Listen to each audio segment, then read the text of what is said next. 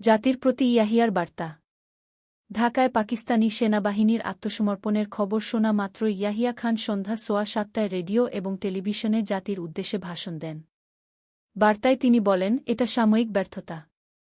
আমরা পশ্চিম সেক্টরে লড়াই চালিয়ে যাব। বার্তাটি রেকর্ড করার আগে তিনি তার পররাষ্ট্র সচিব সুলতান খানের কাছে তার মন্তব্য জানার জন্য পাঠান। সুলতান খান লিখেছেন, পূর্ব পাকিস্তানে আমাদের সামরিক সক্ষমতা জানা সত্ত্বেও আমি অবাক হয়ে দেখলাম প্রেসিডেন্ট তখনও চার্চিলের মতো ছাদে, সমুদ্রসৈকতে ও রাস্তায় শত্রুর বিরুদ্ধে লড়াইয়ের কথা বলছেন।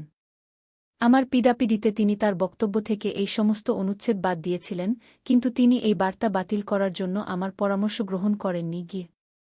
আরশাদ শামিখা লিখেছেন, এটা আমাদের সবার জন্য খুবই দুঃখের সময় ছিল। আমরা নিজেদের চোখের জল ধরে রাখতে পারিনি।